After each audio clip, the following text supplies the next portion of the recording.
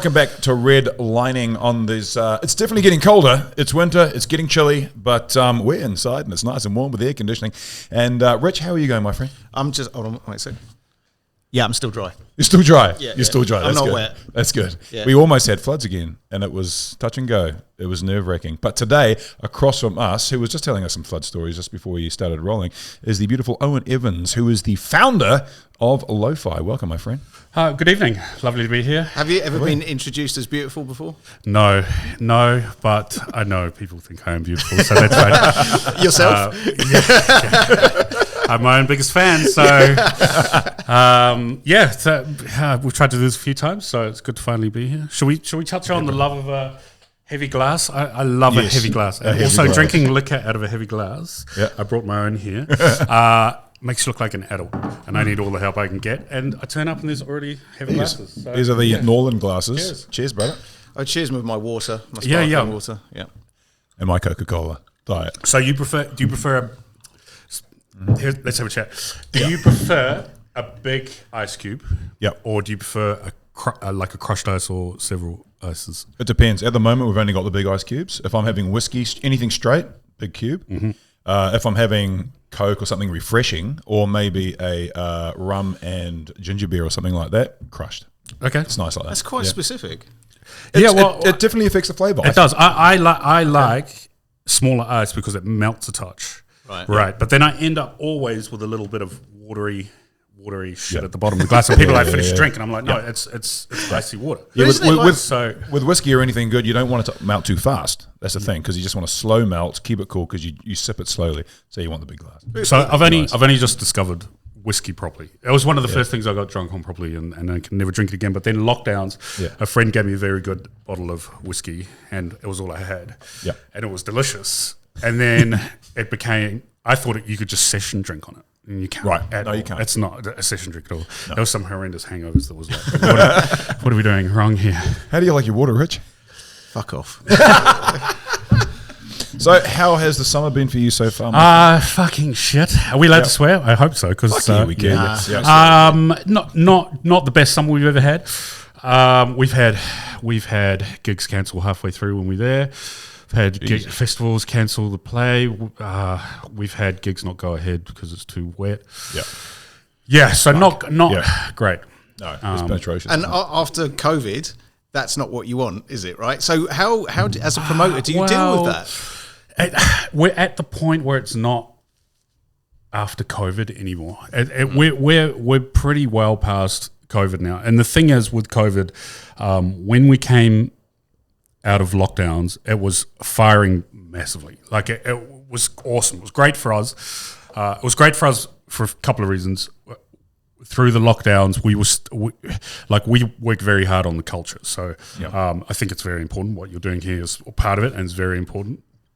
But we were doing interviews and podcasts and the streams and giving people content. So when we came out, people knew who Lo-Fi were.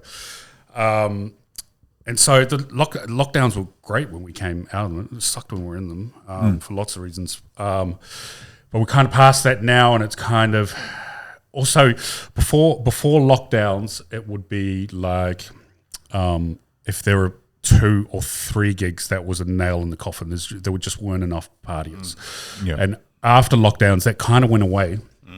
It's kind of returning a little bit. There's lots of reasons for that. Oversaturation, lots of hungry people wanting to do stuff.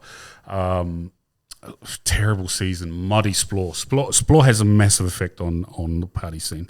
And the muddy Splore just took it out of... That's interesting you say that. Obviously, we went to Splore. So why does it have such a big impact? Is it like that is the festival? It's the pinnacle of the summer, the Kiwi Summer Festival, music festivals? It's the for our music scene, it's not. It's getting better. It's got a lot better. A lot of that's to do with Lucky Star. A lot of it's to do with people like Sanoy and Hey Lady getting booked for Mesa, Greg Churchill. So it's got better for us music-wise. For me personally, it got better. I stopped going to Splore because you had to drink in your cage. Go over there to drink. This is your drinking cage. And you get treated like a kid. And I stopped for a long time. But when I returned, it was there was the Lucky Star and the Portal and type of music on the main stage. But it sucks up so many people.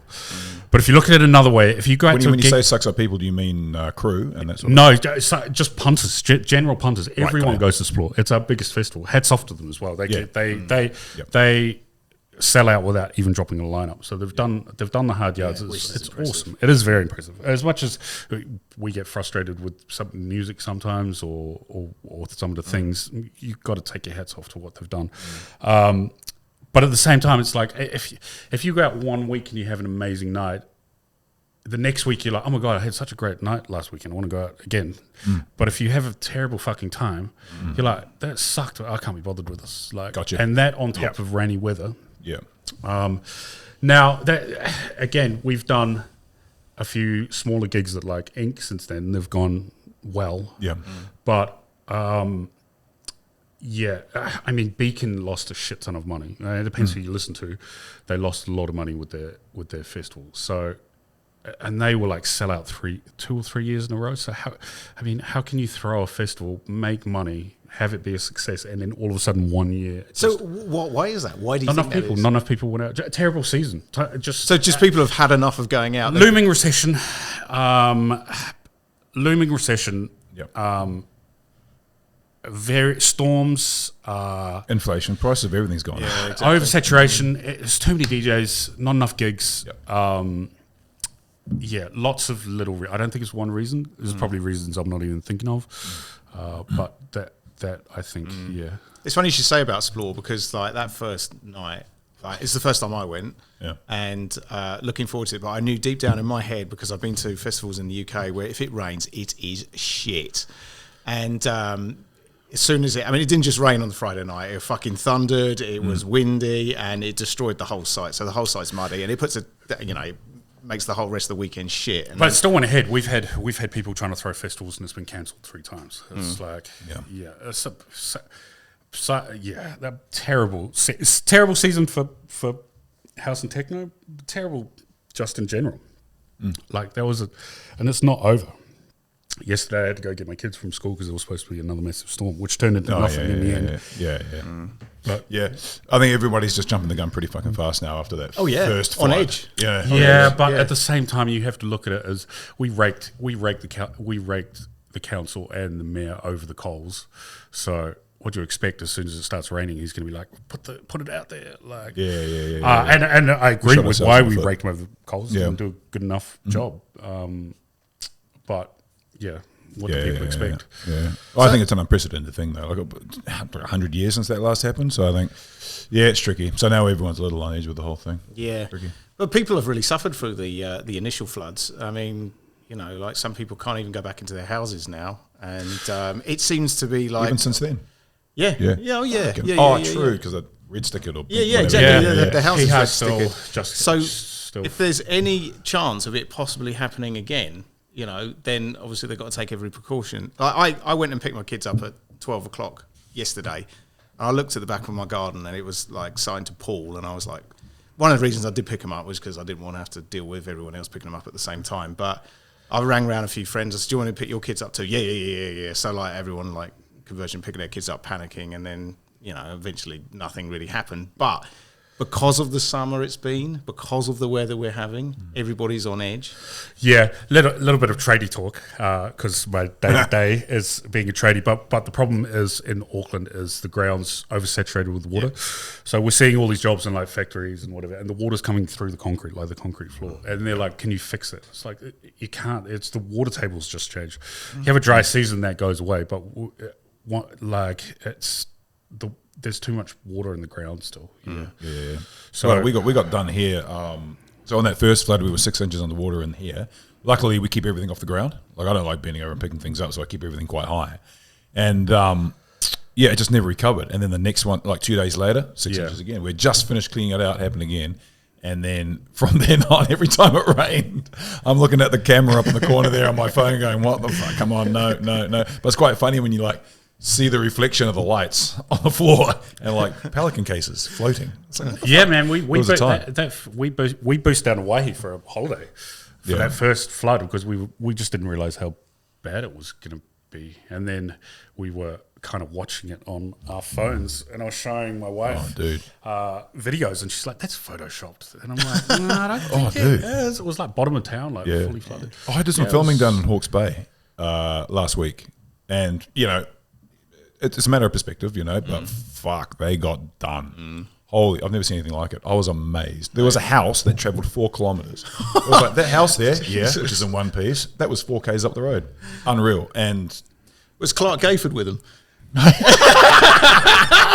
Sorry. That's good. No, it was full on. But so we've had that summer after 3 years of that other stuff. So where to from here? What do you think we can do to try and bring things back to pre-2019? Well, what are we talking about pre-2019? Because it still wasn't. It was still a hard slog for everyone. Like, if we're getting into the nitty gritty, everyone thinks that like promoters are like driving Rolls Royces, and it's a. And now some are. But a lot aren't.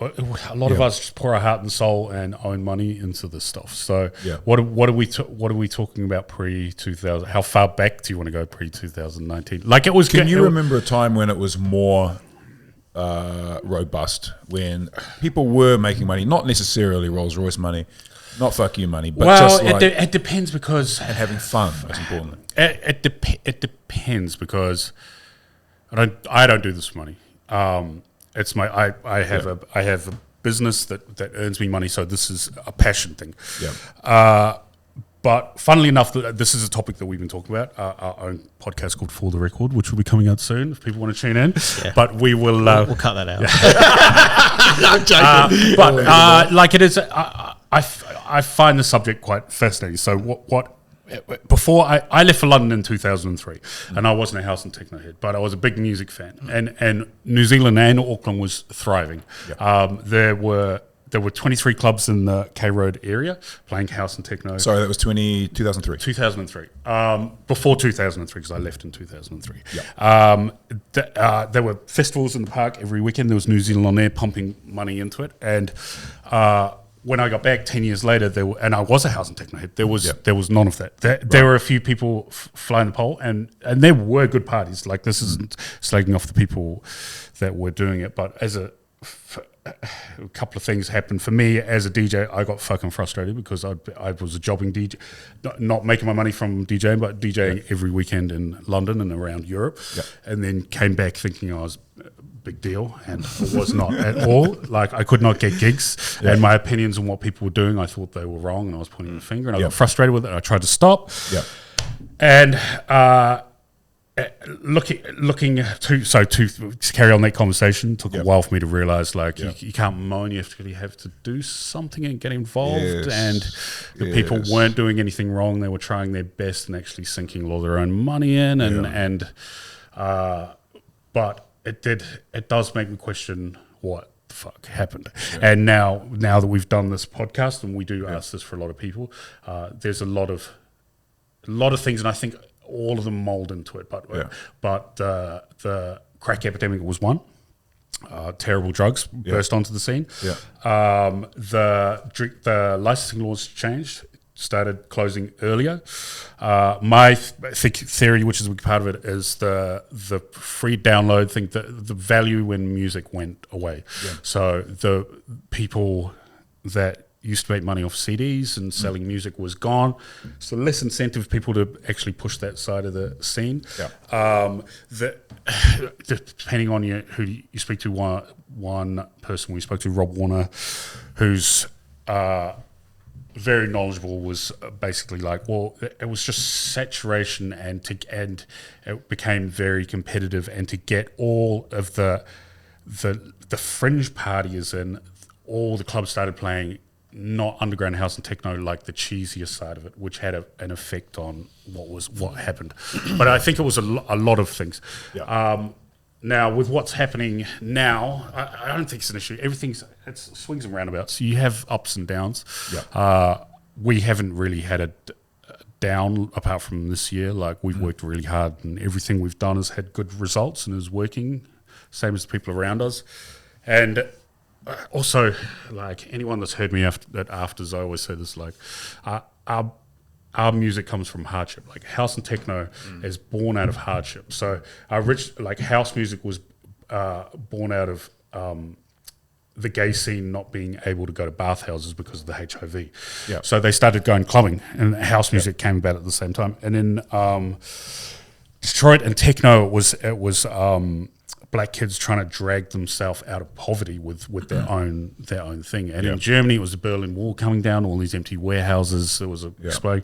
In London and the UK, it was Thatcherism and all the strikes, and it was pretty dark times, and acid house and ecstasy hit at exactly the same time. Yeah. So everything is born out of hardship, and so when stuff like this happens and people go, oh man, like I'm like, you can't kill this. Something we don't know what it is, but something amazing is going to come. But even though we've just been through a pretty difficult 3 years, and the summer, which doesn't really compare to the 3 years, one could say that we're in some sort of relative hardship. What is it that's stopping us from pulling our bootstraps up? Because it doesn't feel like we're going to.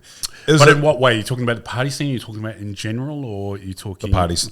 We can go in general, but I'm thinking more in the party and gig scene. I don't know. We're trying to figure it out as well. Is it because we can entertain ourselves at home now, or even in our pockets? No, it's just there's a looming recession.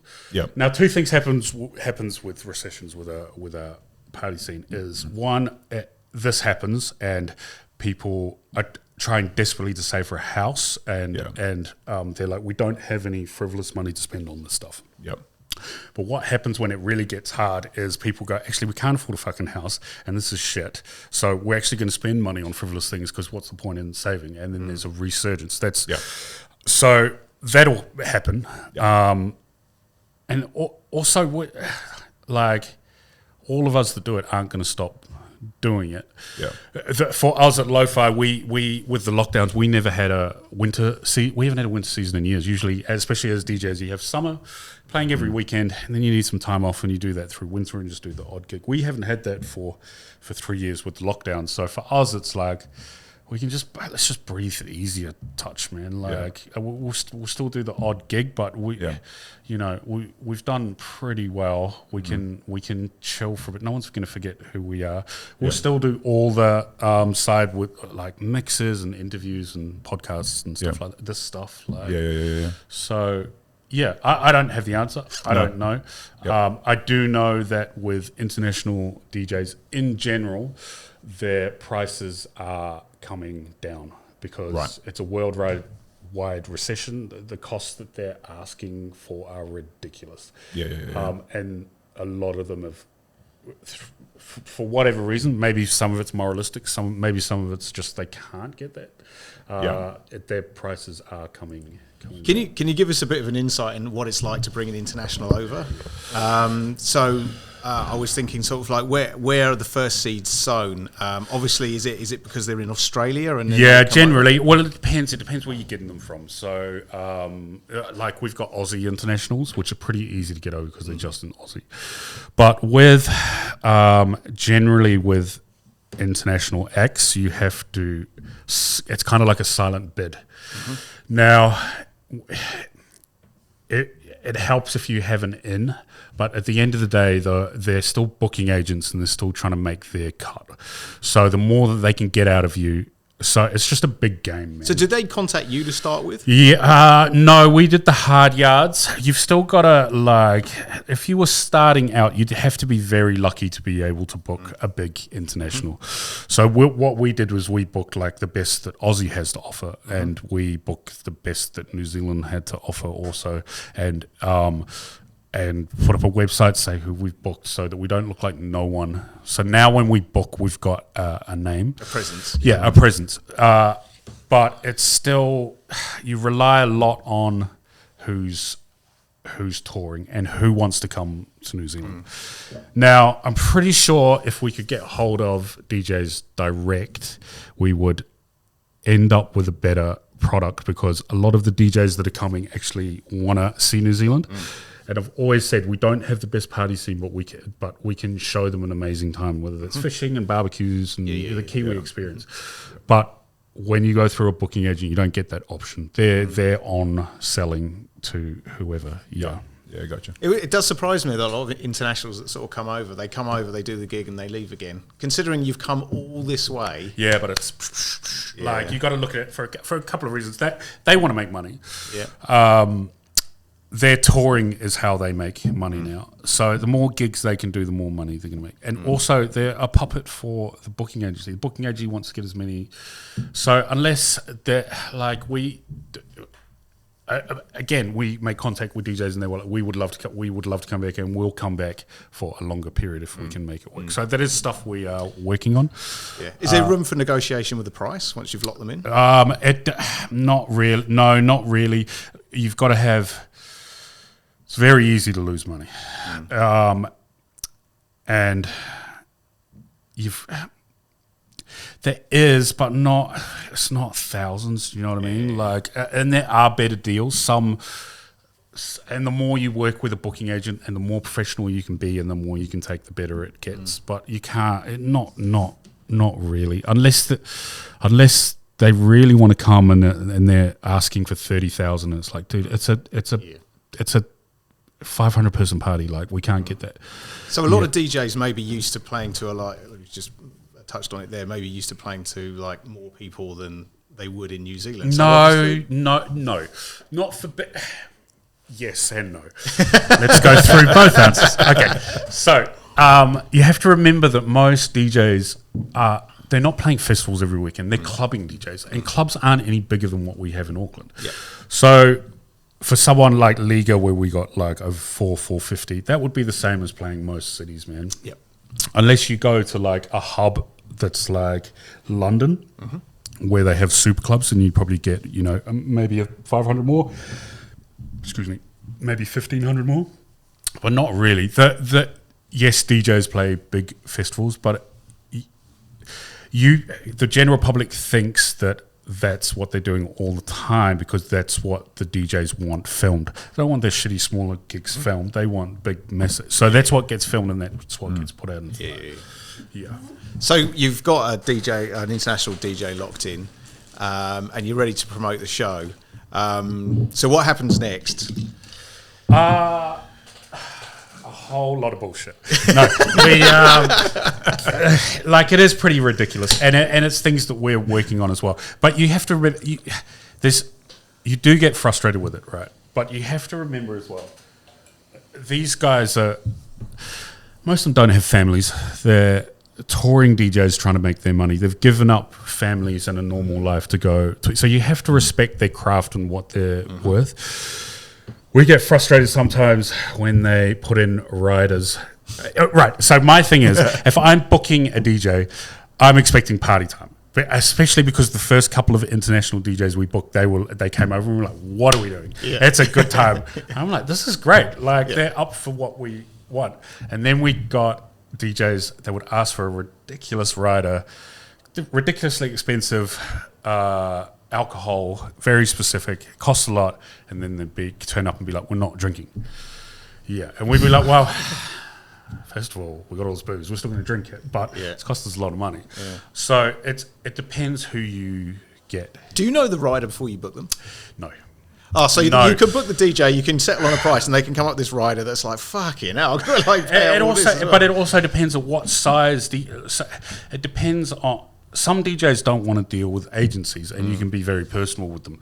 But some DJs, and they put their rider forward, and it's like vinyl and decks and and it's like, well, most clubs don't have those now. And then we ask the agency, can we update the rider? And they're like, no, that's what they want, and it's not what they want. But that's generally the bigger DJs. The smaller DJs, you're pretty personable. They do their own admin and stuff. Yeah. Sounds like the managing agents are the pain in the whole deal. Then. That's you saying that, not me, because we want to keep booking. But yeah, it's a lot. Also,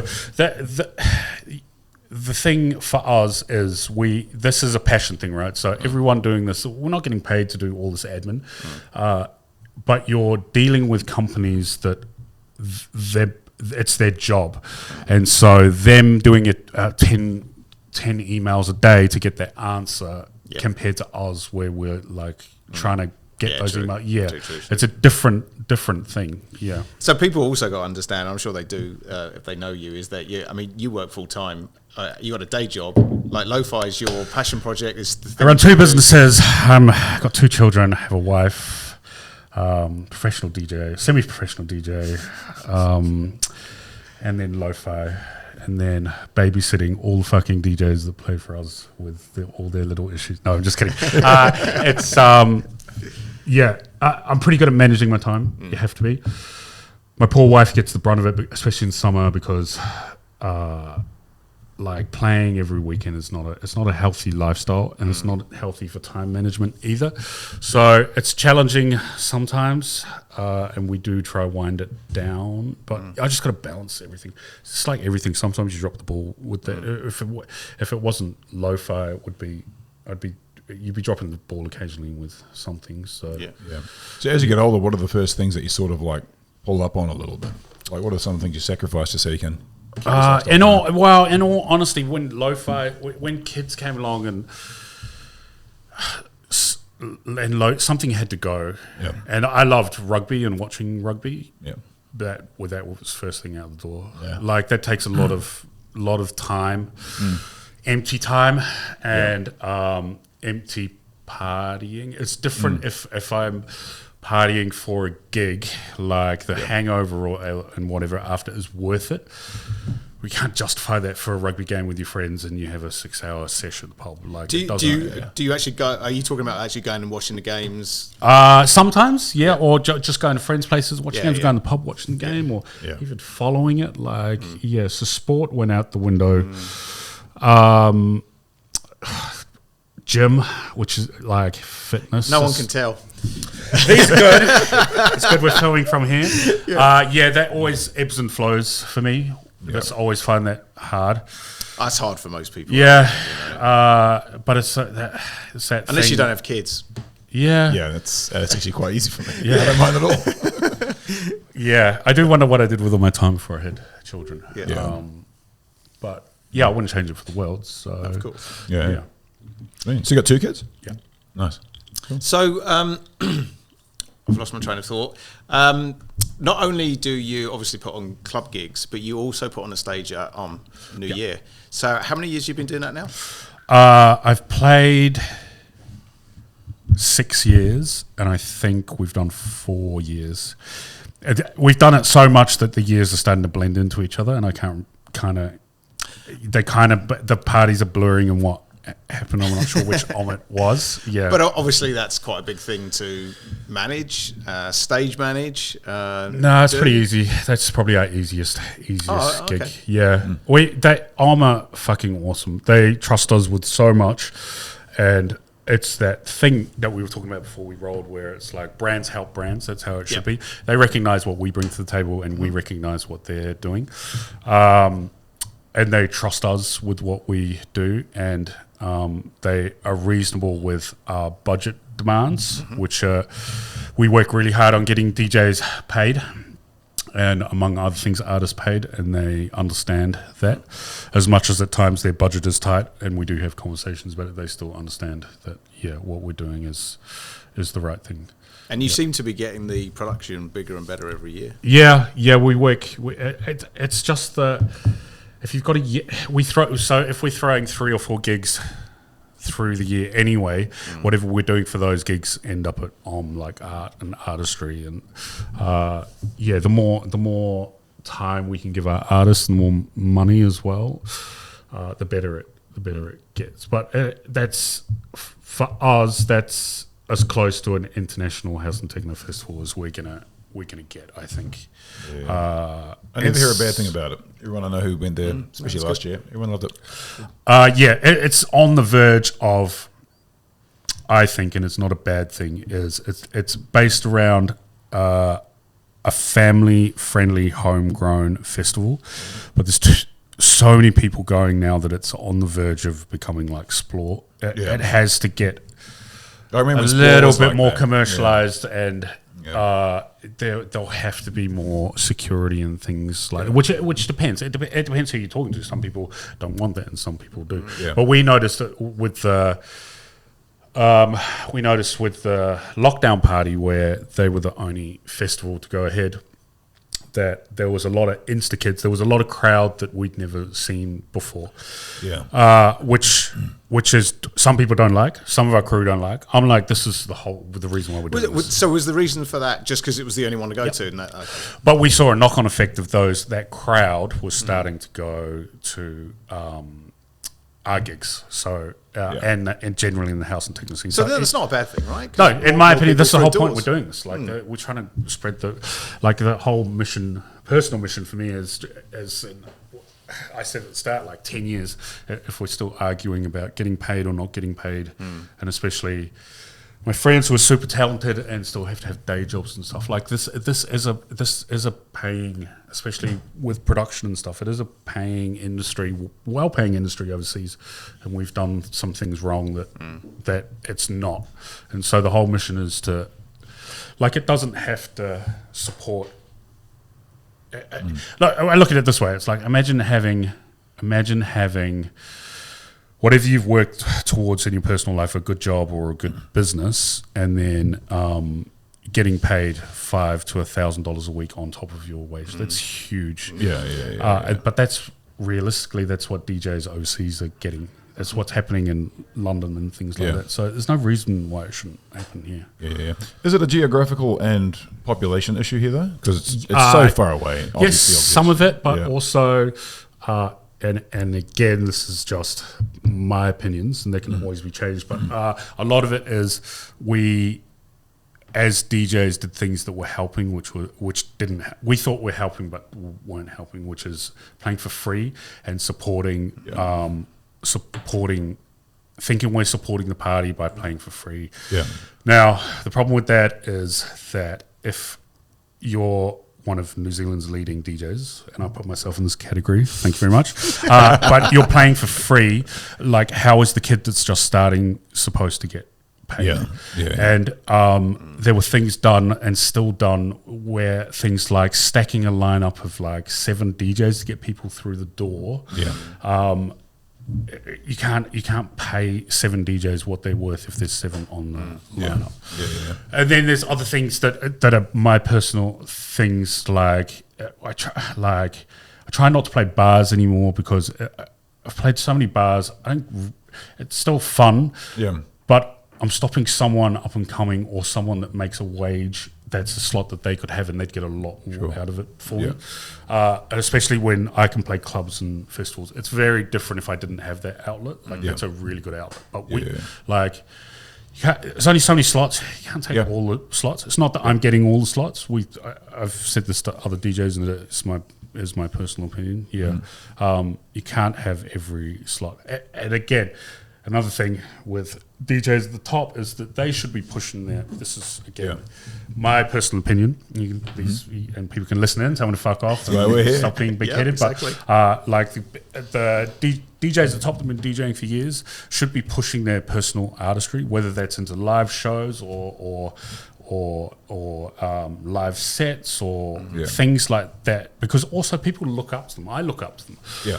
And if they're doing things like that, it's like, oh, well, then I can do that. And so all the kids and the young DJs or maybe DJs have been DJing for years but are looking for what's next, they are looking up to these people. You've got to be pushing your personal artistry constantly. You can't be a happy artist. Like you can have moments of satisfaction, but if you're a DJ that's sitting back like, oh fuck, I'm killing it, you're not killing it. You're gonna come into trouble.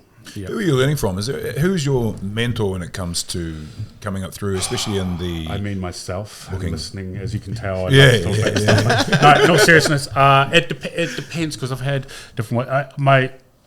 Drake, who's one of my best mates, who I DJ with now a lot, is a really good sounding board because I'm a doer. It's like if I get an idea and I think it's going to go somewhere, I'll just do it. And a lot of times I don't think about it or take the time to think about it. I'll figure it out on the fly. which in some ways is a good thing. But first, it's good having Drake, who thinks about this sort of stuff a lot and can be like, look, you haven't considered this, and this. I've done this before, this, and this. I also find that really frustrating, though, not just with Drake, but with people that are like, look, we've tried that and it didn't work. And it's like, well, just because you've tried it doesn't mean it's not going to work. But lots of... When I was learning how to DJ, it was my best friend Stringer. He didn't teach me how to DJ, but he taught me about music. Yeah. I got a pretty funny anecdote. Like we were... do you need a drink? Courage to tell it. Getting dry. So we got a residency pretty quick in London, and I hadn't been DJing long. And where was it? In Shepherd's Bush. Oh yeah. And with all the other Kiwis. Yeah, it was. Well, that's another story. So we were playing Packed Out Club week after week to Kiwis, and I remember saying to Stringer like, "This is fucking amazing. We're the bee's knees." Or I probably said, "We're the shit, bro." And it was after a long night, and he was like, "Dude, we're not doing anything special. Like we're playing bangers to a wasted crowd every week, but this art, it's an art. We're supplying the soundtrack to people's evening, and we can make it or break it. We're supplying the soundtrack to people to fall in love, people to meet, come have drinks. So playing party music to party people was not the hardest. And I was like, fuck, that's amazing. And then the next day I was like, dude, that was the best advice. And he was like, what advice? He couldn't remember any of it. Because he was wasted. Yeah, but it struck me as because as well, like the thing with that was that I was playing to Kiwis in London, and it didn't take me long to realise that this isn't it's good, but it's not actually a real part of the house and techno scene. Right. And so I moved out of it and moved to somewhere where it was, and then all those sort of gigs dried up, and then I had to learn how to be a fucking DJ properly, which was playing heaps of shitty gigs and heaps of shitty bars. Now there were amazing gigs peppered in with that, but if I had just got amazing gigs every week, I wouldn't be as good a DJ as I am now, even if I do say so myself. Like I have skills that set me apart because of how I learned. You pushed yourself. Yeah. You did it in front of so it sounds like when you were in Cebu, you were playing music with people who are already prepped up, ready to go, primed on things, having a good time, they're ready for it. Exactly. They want to be entertained. Yes. Whereas you go to certain gigs and you've got people who are fanatics about the type FU of music. Condos, other DJs, like proper house and techno heads. It's a big They'll pull difference. you apart if you don't do it right. Yeah, and also people that are going to, we'd have gigs where I was a warm-up DJ, and you were starting the night, and that is a major skill you need to have. Did you support anyone interesting? Not in the UK, not really. Maybe I was on the same bill as Pete Tong once, but here people like I was like Toby, like personal heroes who people might not know, like Toby Muir, Pete Heller. Pete Heller, big love. I played a Secret Sundays gig with. But I was on the bill with Giles Peterson and James Priest. So people that mattered to me, but not massive. They're still respected and known in the house and techno industry. But you say these names, people in the general public, apart from Pete Tong, not. So you talked about being a warm-up DJ there. What's the skills that you need to be a really good warm-up DJ? And do you think it's lost on quite a few people? I say this too. Like we have some amazing DJs in our music scene they get frustrated that they're not getting peak time gigs, and it's like, dude, just enjoy this time because you're really good at what you do, and your sound will evolve, but at the moment it's not there. You're because of what you've been listening to at home, or the DJs you've been listening to, you've taught yourself how to be an amazing warm-up DJ, and that will hold you in good stead. Especially when you start getting gigs that, dude, it's inevitable. You'll turn up to gigs that you think you're going to be absolute bangers, and they turn out to be like not. And you've got, what are you going to do if you've packed a whole crate of just nothing music? But yeah, also being there's so much music now. Like I learned on vinyl, and you had one bag of vinyl, and you had to figure out what you were going to take, and then you learned how to play those in and out. Now there's so much music out there that it's like, and you can have so much on your laptop. Yeah. I'm still undecided whether that's a good thing. I have this conversation with people all the time. I think some of it's like there's so much music and it's so amazingly produced, but and I've said this before, but like it's like sometimes you see a set and it's like, and they're like, that's amazing. It's like, okay, well, sing me a hook or sing me a lyric back, and they can't. It's like it's a wall of polishedness, but because there's no ideas standing out.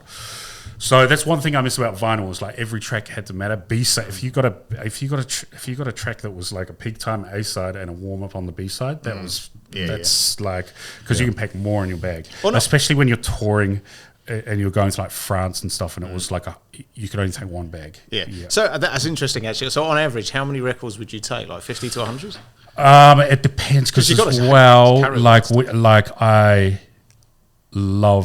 still do love a long set, and as a jobbing bar DJ, you could play for 8 to 10 hours sometimes. So it depends. If I was doing those, like 2 bags of maybe 200, but if I was going over to Europe or whatever, you'd have to knock it down to about 80 to 100 records. Yeah. Okay. Yeah. Like even carrying 200 records around. There was one trip where. Sorry to interrupt. No, sorry. We had customs and they were convinced they were smuggling drugs and they took every record apart. Every single fucking record. Yeah, 100 records, everyone going through all the sleeves. Were you? Because a lot of DJs are very precious about their records. Actually, sorry. Were you? Not me. I'm clean, Mum. Sorry, as you were, Rich. Sorry, I can't top that. I was just like, hang on. What the fuck was I saying? I don't know. I was genuinely curious. Yeah, it was good, yeah. I was going to say, so were you, like when they're sort of fingering your records, are you... Fingering nervous about that? Because DJs are very, records are Nah, very not really. You DJs. should see the fucking state of my records, man. Like, they've been played in and out. Have you still got them? Yeah, it's a sad thing that I gave a lot away because... I just wasn't playing them, and looking back, it was like, why the fuck did I do that? And then I kept a lot, and then in the lockdown, I kind of did something I always wanted to do because I had time, which was kind of go back through all of them. But the problem is now, the way I play, I kind of live remix, which you can't do on vinyl, right? Yeah. And so I went through all of them, but then I ended up ripping them to digital and then play how I play anyway. So just to go back there, for people who don't know the way you DJ, so you don't you're not a 2 decks kind of. No, DJ. this is a whole subject. We'll go down the rabbit hole because I've also been listening to some of your talking about. I listened to Neela and he was saying about the disrespect that controller DJs. It's kind of disrespectful for the DJs that are already playing, and I do get that, especially because our setup, especially when I play with Drake, is like a hybrid set now. We have like drum machines and controllers and all, and it takes up a lot of room. Yeah. We don't fucking like coming into next to the DJ and setting up all that stuff. It's I wish I could just have a USB, but I'm so deep. But the difference is, it's now, and technology is getting more and more advanced. But the way I play is you still have tracks, right? The tracks that someone made, but I'm looking for the groove and everything. And so you can snap a loop out of it and have that loop going over, and then I'll find something else and we'll go over that. Or we might be just having that loop going over the whole track. We have drum loops under it. We can have snares, effects, build-up effects, delays out. It's just taking music, and fucking it up as much as you can without making it horrendous. You've got to, and it's a real skill. It takes a while to, and there's nothing wrong with DJs playing still playing vinyl or CDJs. Some of my heroes still do. It's just not for me anymore. I find it boring. I find playing it, not listening to it. But the whole debate comes in with this fucking thing called the sync button. Right, which people think is this magic fucking button that you press and it makes you an amazing DJ. Yeah. Now, if you're mixing 2 tracks together, you should like probably using the sync button is probably not the best skill for it, right? But if you've got a whole lot of shit going on, all it is keeping everything in time so that you can make it more yours. You can concentrate more on how to make it more yours, whether that's loops or drum loops on top or effects on top or whatever. Now, it's a stupid argument because before this, I can remember when CDJs came out and DJs were like, this isn't DJing, this is cheating. And before that, it was vinyl and DJs that were playing live used MIDI, which is like a signal that goes from an electronic signal from every instrument to keep everything in time. And that's all it is. It's just an updated version of that. Right. Now, at the end of the day, my opinion is, it doesn't matter what the fuck you play on. Play on whatever you want. Play on your iPhone if you want to. But you have to be pushing your personal artistry. Yeah. So if you have no passion for it anymore and you're just mixing two tunes together and getting a paycheck, like, just that's not art form. Is all the guys at the top could not give a shit on what you're playing on. They're like whatever pushes your personal artistry, and they have when you see the top guys, most of them have pushed away from CDJs and stuff. It's very similar in the film world as well. Like people, it used to be it's mainly the young guys, or the not the top tier, but the next tier down. They're all like, "What gear are you using? What have you got? What camera have you got?" Well, it's funny you say that. What I light watched have you got? an amazing documentary a few years ago with Keanu Reeves about filming on film versus digital, and it's exactly the same argument. A lot of directors are like, no, the beauty is in not knowing what it is and using the artistry around it to support the film. It's telling because the you story. can't do you have to wait for daily. So whatever you film that day might be fucked. You've got to wait till the end of the day to get the film back, and the film adds something. Whatever it is, I don't know, richness and warmth or whatever. Then there's other filmmakers that are like, I can push my art so much further because I can see what I've got, and we can just do it over and over again. It doesn't cost. No. I got on the piss with Wally Pfister once, who was the cinematographer for Nolan's films, all the Dark Knight trilogy, Inception, all that sort of stuff. He was over here filming a commercial for something, and I just fucking stole him, got in a cab, went out, got him. It was great. And we were talking about gear, and he shot all of that stuff on film because Nolan's a big film head, right? And he was like, "Oh my God, I used a Sony A7, like a fucking stills camera, a DSLR." And I was like, "My whole life's been a lie. My whole life's been a lie." This one Academy Award winner, and he's raving on about shooting DSLR. So this is a whole other. I'm a film head, and I could wax on about this as well. But you've got to respect. For example, Quentin Tarantino brought up the last of this film stock, which was Panavision, which is what they used to film all the wide shots from westerns, like because the Super 65, film wide, and it would be the cowboy rides off into the sunset and be a beautiful wide shot. The only thing we have near now is IMAX, which is that big. But anyway, Quentin Tarantino brought up the last of that film stock and then used it in a different way, where he would set up like a theater and film the whole. Instead of having cut shots, he'd film the whole stage. This was for the Hateful Eight, and so when you watch back, you're watching the actors that you're supposed to be concentrating on, but you see all this other stuff that he was filming in the background that the side characters were doing. And then when he released it, he made all these cinemas re-release those projectors back in. So you've got to take your hat off to people at the top of their game that are like, look, this is my fucking craft and I respect it and this is what I'm doing. But there is a feel. If we can bring this back to music, like there's a feel, right? Everyone talks about how our vinyl. No. But hear me out. So vinyl. Okay, but it's better be fucking good. No. Vinyl in its moment does sound is a warmth. There's a difference. You know what I mean? This is coming from a non-DJ world. Okay. Right. If you're just picking out one vinyl and playing it, it definitely sounds, in my opinion, better than the CD. Not by much, but infinitely better than the MP. So there's a few things with this. And some of these are personal opinions again, and you can write in and fucking argue me if you want. But the thing is, it does add a crackle and a warmth, right? But that's imperfections that are adding to that, right? Yes. And so a lot of the music that we make, we're trying to add warmth and crackle and imperfections into the background. You won't notice in a lot of house and techno, but you're trying to get atmosphere in the background that you don't hear. It just sits there, and that can be crowd noises or surf or people talking and you. Is that lo-fi? Would you call it lo-fi? No, it sits under everything. You're trying to get this warmth, right? Right.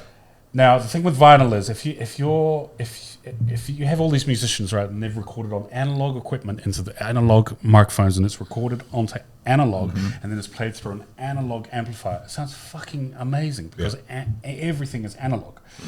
The thing with the vinyl thing, when they're like, oh, it adds so much warmth to house and techno, it's recorded on a digital file, and then converted to an analog format, and then played through digital gear.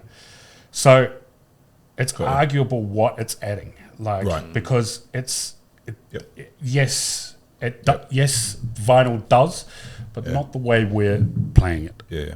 We shoot things digitally, and we're all adding grain and lens flares. It's great. Yeah. Don't give away my tricks. It's the imperfections that make it.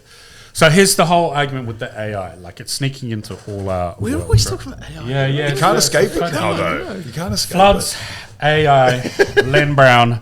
This is the Auckland podcast. Wayne Brown. So the argument is Len Brown. Wrong Brown. Wayne Brown. Carry on. Because it is getting to the point with music production where it will be able to make music with very little input, right? Yeah. Same with writing books, and same with other artistry. Now, my argument for this is that the artistry is in the imperfection. If you create something that's making it's the soul. It's the human element. Like, what is it to be human? For example, if you're a comedian, you've never had a comedian that's at the top of his game that's come from a safe home that was well raised. All fucked up. They've got a lot to say because they're fucked up. Yeah. Same with musicians. Their wild ways and their partying is what adds to their music. Yeah. You can't teach a computer about a bad childhood and get it to write a masterpiece. Yeah. I don't think. I could be well wrong, but that's my take on it.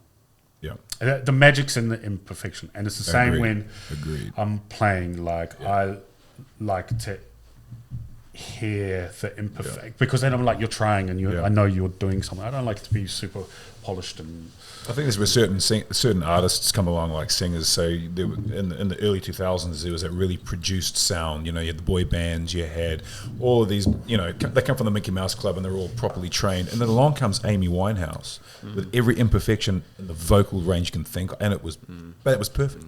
You know what I mean? So it's it's an interesting way to do it. Do you get any punters from your gigs actually sort of commenting on the gear that you use or the style of your DJing? Yes, I'd like to go back to that because I have a whole theory on that. Let's deal with this. You guys carry on. Just remember that. You guys carry on. Okay. Well, it depends. We get a lot of flack for. I've always got a lot of flack for playing on tractor and controllers. But flack from who? Other DJs. I'm not talking about other DJs. I'm talking about general public couldn't give a shit. They just want to dance. If you're not making people dance or you're not keeping people interested, you do. But do you give a fuck what other DJs think? No, but it gets fucking draining, man. Especially that thing. Like, again, to go back to Neela, we know we're being intrusive at the end of other people's set when we're setting up all that stuff. It's great at gigs where we get to sound check and set up all the stuff, or festivals we get to set up beforehand. But at a club gig, we know that. But at the same time, it's like, if you're like, the comments we get are like, just play on CDJs. But it's like, so you're asking me to play less than what I can do. You're asking me to. Isn't it a bit like asking someone who plays the guitar to play the drums? Yeah, no, it's like turning up to a gig and then the house going, "Hey man, just play on our guitar that's there." And I can understand some of it, man. Like there was a controller called the S8, which I had, and I thrashed the fuck out of. I've thrashed that thing so much, there's no markings on any of the knobs or the front of it. And it never dropped a beat. But other DJs didn't understand because it didn't have jog wheels. Yep. Right. So we got a lot of, you do. But again, it's fucking horseshit. I could not give a shit what you're playing on. anyone that comes to me, and we do have it, who are like, especially when they see me play from behind the scenes, and then they go, fuck, we didn't realize you were doing that. Can you show us how to do that? I'll happily show them. But DJs can be cunts, man. It's how it is.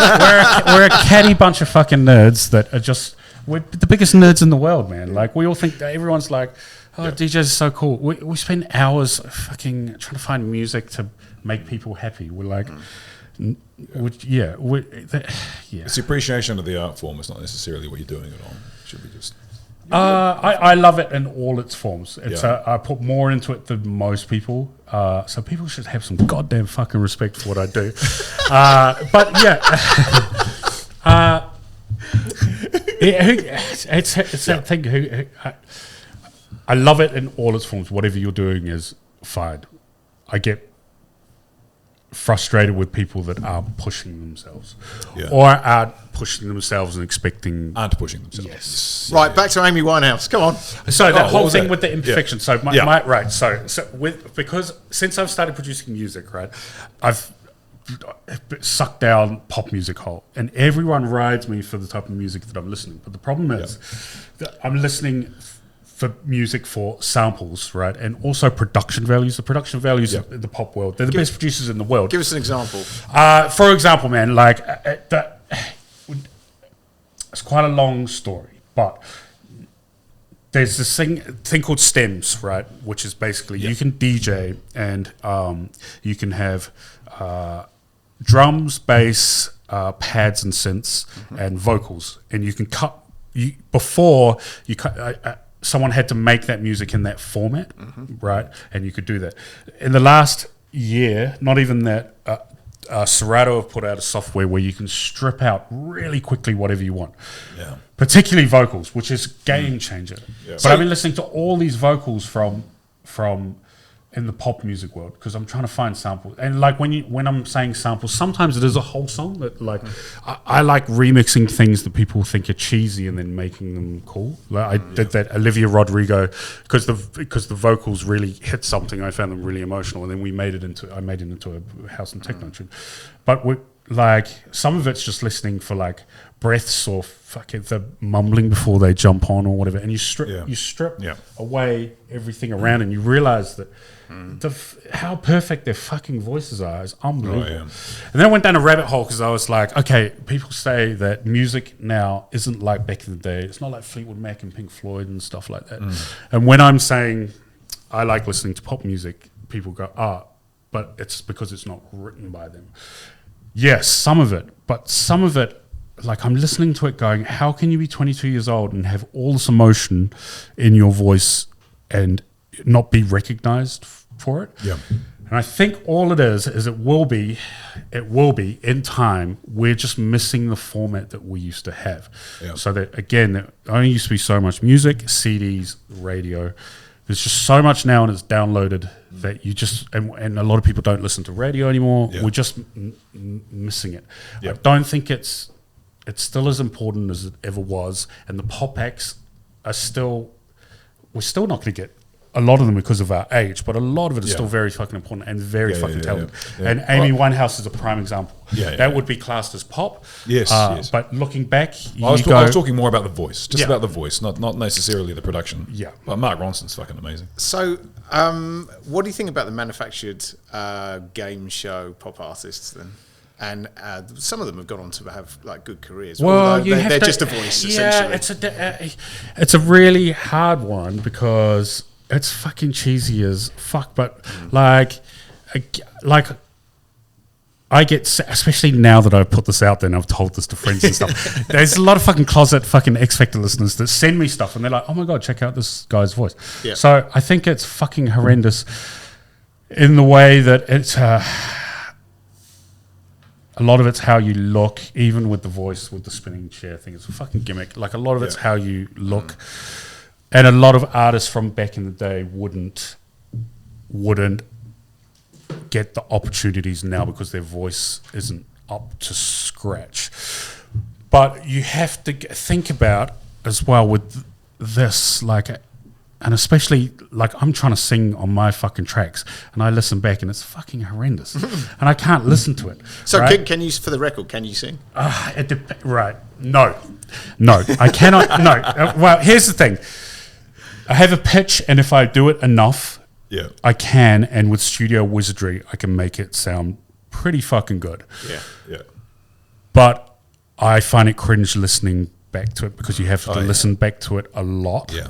And then even this, I'll probably listen to this podcast and go, oh, what the fuck, dude? Your voice is so grating.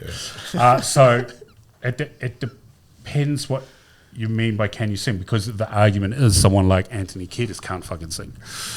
But he's still, Bob Dylan cannot fucking sing, but he's still a world famous artist. Now, going back to the pop, going back to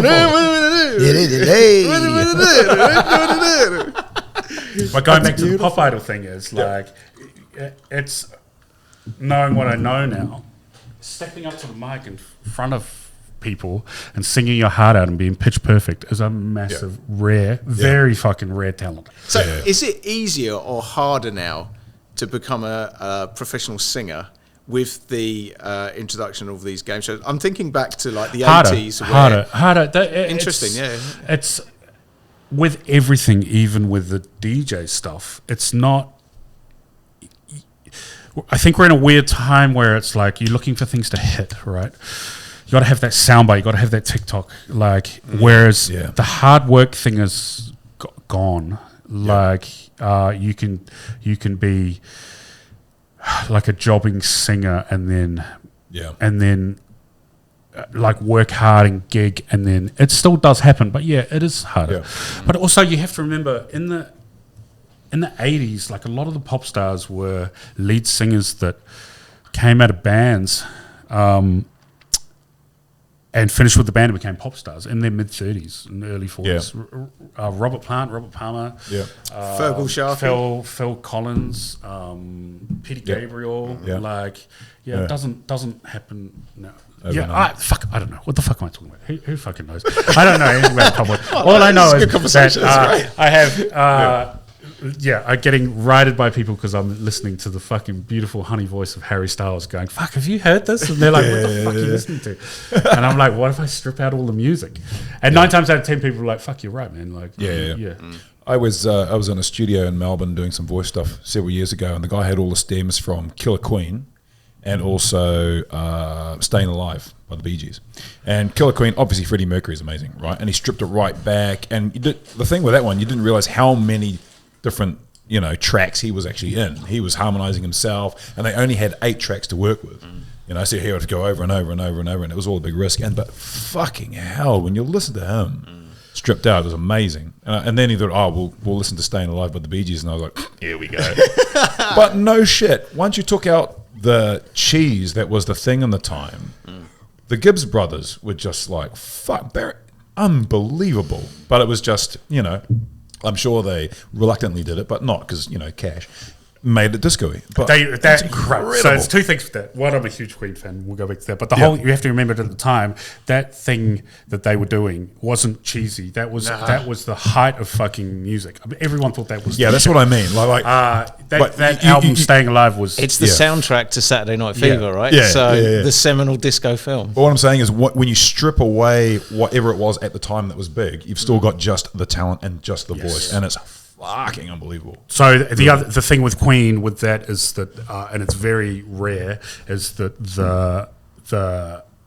the group, Roger Taylor drums, Brian May guitar, John Deacon bass, Freddie Mercury, their voices all went together perfectly when they were harmonizing. They all had different pitches, and as much as Freddie Mercury could hit all of them, you listen to their albums, their harmonizing is fucking amazing, and that's very rare in a band that play. There's a you got, especially with the movie, the thing with, have you seen the movie where it ends with Live Aid? Yep. Right. Yep. And you think that's just a gig, right? The whole thing with that gig is, I watched this thing, this dude broke it down and he was like, you think that they just get, it's renowned that that's like the greatest performance in any concert ever. And that they smashed it out of the park. And everyone was like, they were just a good band. They practiced like fuck. Yeah. They got given, I think it was 25 minutes, right?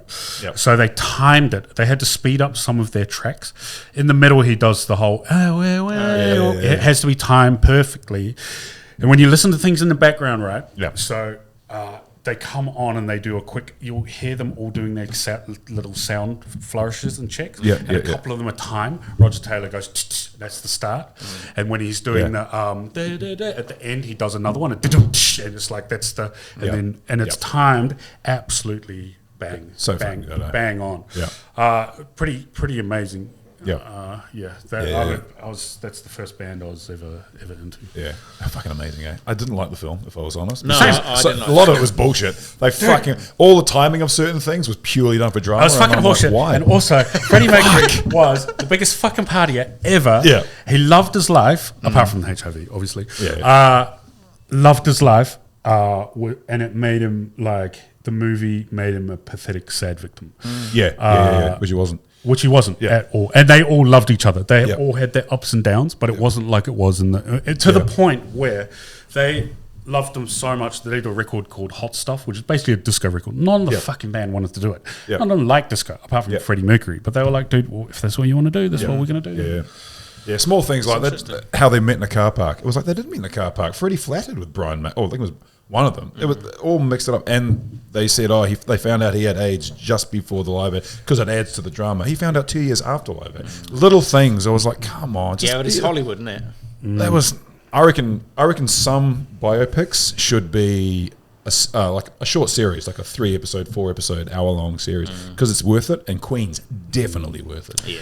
And next week on the Queen podcast, we will discuss. He's back. Are we talking about James Bond? We are. Oh my God, are we going to talk James Bond? Yes. This is a fucking great subject. This is good. James Bond. Now we're talking. Check all the boxes. DJ remix in James Bond. What are you talking? What are we saying about James Bond? We were just saying, have you seen the last one? Yeah, it's terrible. And Rami Malek was the bad guy. And even him playing Freddie Mercury, it was just like, it's just a bit of a, I didn't dig it. Yeah. It was originally supposed to be Sacha Baron Cohen. And I thought he would have brought something. It would have been fucking amazing to that movie. But they, apparently from all sources, that they wanted to carry on the story after he died. And they were like, no one gives a fuck about that. No. And then he got fired. Exactly. So, and then they didn't do it anyway.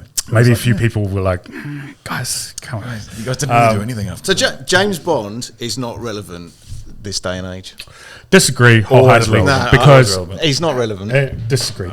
There's at no point in history have white cis males not been relevant, and we're more important now than ever.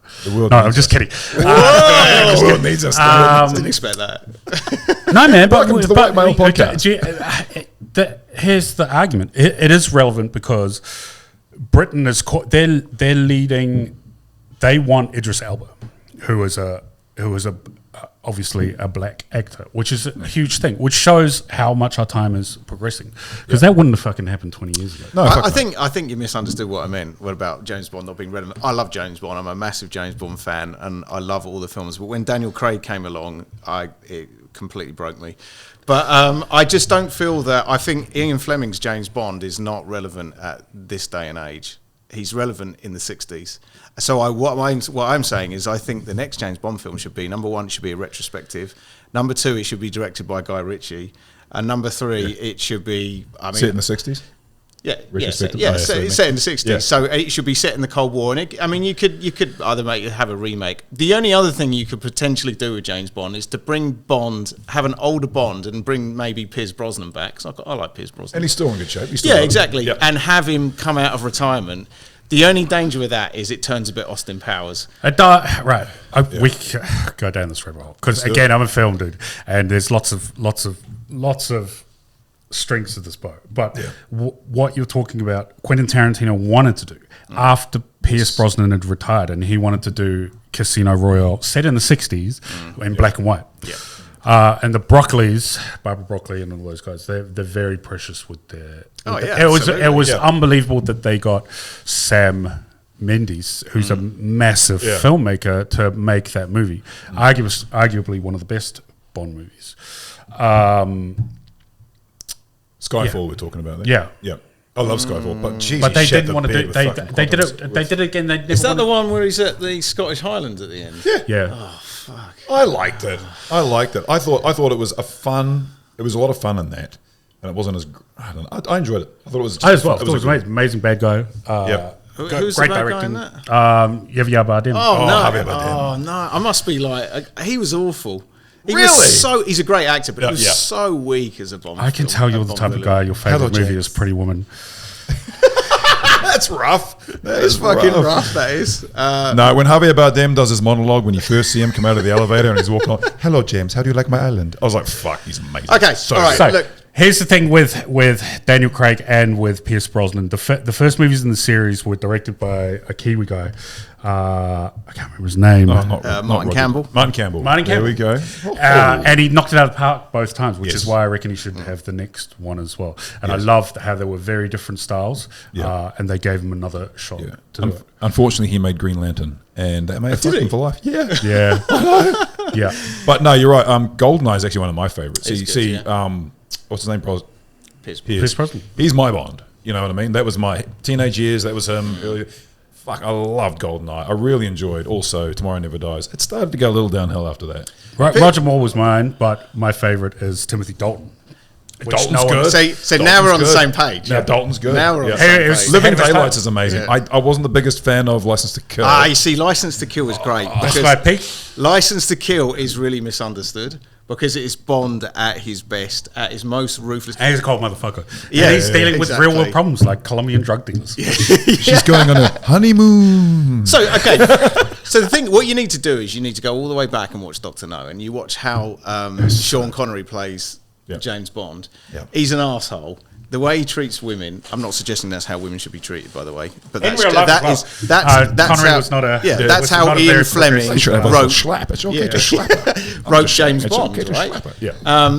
You know, he was violent. He did everything he could for the job. Yeah. And Including using his sexual prowess. exactly, to do yeah, it. he did everything. And you know, so I think with James Bond is like, if you're a James Bond fan, you tend to like, okay, well, I like Sean Connery, I like this, but it's really about what mood you're in. So if you're in a mood for a bit of classic Bond, you go for Sean Connery. If you're in a mood for a bit of cheese, you go for a Rog. Yep. If you're If you want a really good storyline, you go for George Lazenby. Because I thought on Emergency I Secret actually Service thought, is I still amazing. think he's a great Bond. I might be in a minority. He I still. fucked up his career. He did, but I still think he's a really good Bond. Yeah. I mean, he had the best story. I've watched all those movies so much now. I watch them through the lens of movie makers and what was happening at the time, and so you see who gets off, what happens with other movies, and like so with Star Wars, they had to do a space James Bond with Moonraker, and with the Bourne movies, they had to do more of a grittier Bonds with Daniel Craig. That was Quantum of Solace, was that one. Casino Royale, and then Quantum was. Oh, yeah, Casino Royale. Yeah, they had the parkour thing at the beginning. Yeah. So who do you think should be the new one then? Wow. I like Henry Cavill. What? Oh! I just do. He's out. I just think he's got the look. you. I think he's got the look. Oh fuck, he's got the. Whoa. And I haven't Yeah, I reckon they No. should give Idris. I Yeah, reckon they should have given I him a like trilogy. Idris Elba. End of his career. Trouble is, and they've said this, that he's just too old Yeah, but you can don't do think it, that matters. dude. to do a suit. Because when they hire someone, they want them to do at least 3. Yeah, Right. Roger Moore was Here's the 56. thing. Yeah, at the end. Also, black people don't age like white people. They look don't crack. good. Yep. Idris is at the height of his career, so Yeah. I know what you're saying, but give him a trilogy. Yeah. End of his career, Bond. I wasn't the biggest fan My- when they were bantering him around. I was like, oh, this just feels a little bit like, you know, you woke or whatever you want to call it. But then I watched Luther, and I was like, I can see it. Yeah, man. I can see it. Got range, bro. I tell you, before Daniel Craig got it, the actor I really wanted to get it was Eric Bana. I think Eric Bana had everything to be a really good Bond. Bond needs to have charisma. Daniel Craig doesn't have charisma. So the next Bond really does need to have it. And I don't think he's that good looking. Also, He's Eric not good Bana looking. is Australian. He's got big fucking ears. Who? Eric Bana. Bana. Yeah. Eric Banana. My He's a great favorite actor, that I would love still. This is what happens. I can't remember his name. Who's the dude who played Magneto? Michael Fassbender. Yeah, Fassbender. Yes, he would be very good. I thought you were going to say Ian McKellen. No, yeah, well, that's That's a wow. at first. that Fassbender, that would Fassbender be my would pick. But be I do great, think it's going to be Cavill. I do think it's going to be Cavill because a few things have happened. He's actually pulled out of all this high-level filming. Yeah. I would totally disown Bond if he gets it. You just don't know. Fuck. This is what happens with every Bond. All the fans go, Daniel Craig's not Bond, he's blonde, he's got blue eyes. And then it's like, Yeah. Oh my God. The difference is, this is the difference. Henry Cavill cannot act. I thought he was really good in The Man from U.N.C.L.E. thought he was really good at Superman. Guy Ritchie film. I thought he was good. You thought he was good at Superman? Yeah. He had Yep. Superman script, Man of Steel, a terrible script. It didn't give him the chance to act. It's like, here's Superman, chisel yourself up, act depressed and like you got the world on your shoulders, you're Superman, done. I thought Kevin Costner was better than him in Man of Steel, and I'm not a Kevin Costner fan. I'm but Cavill was good as the bad guy in that Mission Impossible movie. It was fucking awesome. And there was another one where he was... he was great. Yes. Agreed. He was like a commander in Iraq. Fallout, the last Mission Impossible film. He was the guy with the moustache. He's going like fighting in like, the toilets. Yeah. He was good in that. Also, those movies are getting better and better. Like that's what it's this weird thing where it shouldn't be. It should be getting worse and worse and cheesier and cheesier. It's getting more and more gritty and better and better. Yeah. After Rogue Nation, that crossed a line for me, and I was like, I think I like these more now. Yeah, than the I Bond agree. films. Yeah, I thought they were cool. Yeah, I've always been like every soundtrack, I love it all. But now I'm just like I'm enjoying the Mission Impossibles more. And Tom brings his all 110%. He's a Fruit Loop, but on screen it's like honestly the shit he does. It's the like power of Scientology. You've earned my cash. It's true. Sign me up. That feet and soul really that makes you do good stunts. So where are we with who's going to be the next one? Who do you think? I think it'll be Cavill. But at the same time, every Bond that's been announced, apart from Pierce Brosnan, wasn't expected. So he's the favourite anyway, isn't he? So Cavill, yeah. No, there was someone else. Shit, I heard about this the other day. It's a dude, Richard Madden. Yeah, from Bodyguard. There's been a lot. You never fucking know. Game of Thrones. You never know. You never know. No, he's a bit. Yeah, I don't. I just hope they don't ruin the character. I hope they don't soften him up too much. Granted, okay, if you're going to do it in the modern age, there's some things that have to change, but just focus on the action and the good storyline. Take away some of the cool stuff, like the womanizing and all that sort of thing. I don't mean that. I don't think so. No, you can't take that away. Like you take. But this is just like to me, Bond, right? Take Connery and all that. He used, as I said before, he used his sexual prowess as a weapon to get what he wanted, and it's okay for women characters to do that, use their sex to overcome the men because we're morons and it's easy to do. So, but. That's part of being a spy. That's part of the genre. Exactly right. There was a Don't movie get called rid of Red that. Sparrow. So the only way you're going to get away with that is to have the film set in the 60s when it was kind of acceptable. I don't know, or is it that thing where people want to see we live in such a woke world, which is good or bad, whichever side of the fence. But don't you want to watch stuff that does push boundaries or isn't right? You look at the woke stuff that's coming out now, all the shit out of Disney, all that sort of stuff, no one's going to watch them. People want, seriously. The Little Mermaid. People, but yeah, going back to the spy that used their sexuality, there's a movie called Red Sparrow where it's about Russian spies and female spies and they're trained how to use that. I've heard of that. Jennifer Lawrence. Yes. Yeah. That's fucking brutal. I haven't seen it. That's awesome. Yeah. It should give Keanu Reeves the role. As James Bond, Jesus. I don't mind Keanu, but that would be a fucking stretch. But let's get it back to music. Have you heard the Radiohead Bond theme they did that got rejected? I did, and it's really fucking good. Which film? It was for the one that Adele did it for. Skyfall. Yes, Skyfall, yeah. So and the reason was because they didn't use Skyfall as a vocal hook. And every movie before has used the title as a hook. I did like and they were like, why didn't you fucking tell us that? This is 6 months of fucking work. Oh, that sucks.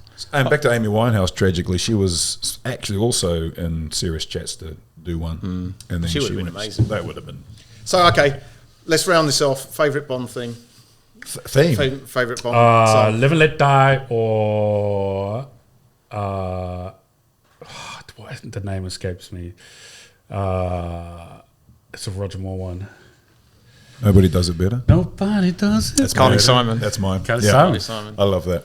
I also love Thunderball. Tom Jones. Shirley, is it? Oh, Tom what did Jones. she? No, Shirley Bassey did Gold. She did. Finger. I've heard some great. Propellerheads did an amazing version She did of that. 3. She did Moonraker. So, are we She rounding did off James Goldfinger. Bond, or are we rounding off the podcast with the James Bond? We're doing James Bond. We're talking about music, so we're going to segue back into it. we are going to segue back into it. Yeah. What's yours? Do you know what? I actually really like Lulu's Man with the Golden Gun. Oh yeah, yeah. I just haven't seen that love the film movie. enough. To Yeah, like, it's not the best film, but it just Love love it. I love Great. the soundtrack. Loves it. I love the soundtrack. Yeah. And it's got Christopher Lee in, so you know. right. Okay. Anything else to talk about with DJing while we're here? Because we've gone way off. DJing, what's that? Sorry. What should we talk about next? No, I think we should wrap it up. We've cracked the hour and 20, which is the longest one we've had, but it's Yes. also the best flowing one we've had. This has been great. All right, well, let's do this again. Fantastic. This is For sure. fun, man. This is also this is important what you guys do, man. Like I've said this before. Like our culture is important, and it has been neglected, and all the stuff is just as important as the gigs and booking DJs. Yeah. And when our scene has suffered is when this side of things have lacked. So hats off to anyone doing this. I know it doesn't make money yet sponsors. Yes.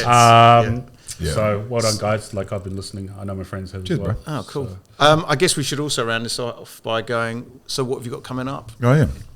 Hibernation. That's it. No, we've got, what have we got? For the first time in a long time, we've got nothing major. Well, we're still far away from summer. Yeah. So watch the space. But we always have mixes coming out on lo-fi. We're always DJing about the place. I think me and Drake have got something for Music Month. Yep. And we're bringing back Rach B. Our good friend Rach B, an amazing DJ, has stepped out to have a baby for a little while. We're trying to drag her back in for a set, so that'll be happening soon. So things are there's always something. We love this. So if it's not gigs, it'll be interviews and mixes and podcasts and things like that. Fantastic. Sweet. Sounds good. Yeah. Nice work. Thank Nice you so one. much for dropping by. Good chats. Thank you, Good mate. crack, team. Nice Well one. done. And good luck for the next few months in the future and all that. Same to you guys. Nice work. Thank you.